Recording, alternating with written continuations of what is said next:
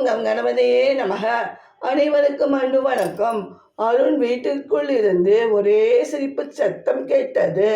வேலை முடித்து வீட்டிற்குள் வந்தார் அருண். கிராமத்தில் இருந்து தங்கை தனுஜா, மாப்பிள்ளை தருண், மகன் மகேஷ் வந்திருந்தனர். பா, இங்கே பாருங்கப்பா, மகேஷை ஜோக் சொல்லிட்டே இருக்கான்பா, சிரிச்சு சிரிச்சு வயிறே வலிக்குதுப்பா என்று சொன்னாள் அருணின் மகள் மதுமிதா. இன்று சர்வதேச நகைச்சுவை தினம்.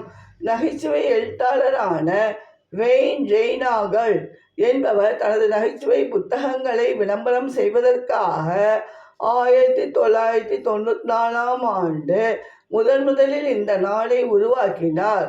ஒரு நிமிடம் வாய்விட்டு சிரிப்பது உடலை ரிலாக்ஸ் செய்யும், உடலுக்கு தேவையான ஆக்சிஜனை அதிகரித்து இதய துடிப்பை சீராக்கும், சிரிக்கும் போது சுரக்கும் என்டோர்பின் ஹார்மோன் உடலுக்கு புத்துணர்ச்சியை தரும் என்று சொன்னார் அருண்.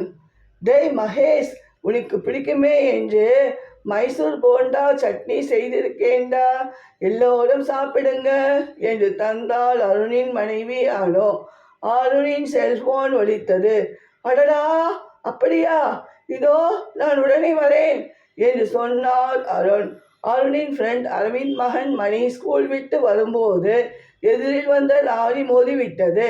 ஹாஸ்பிட்டலில் சேர்த்திருக்காங்க, ஸ்பெஷல் டாக்டரை கூப்பிட்டிருக்கோம் என்று நர்ஸ் சொன்னார். ஸ்பெஷல் டாக்டர் சரவணன் வந்தார். சரவணனை பார்த்ததும் அரவிந்த் அசந்து போனார். சமையல்காரர்களான சரோஜா சம்பத் மகளான நீ எல்லாம் டாக்டர் ஆகணும் என்று கனவு காணாதேடா என்று சரவணன் படிக்க பணம் கேட்டு வந்தபோது வாய்க்கு வந்தபடி திட்டினார் அரவிந்த்.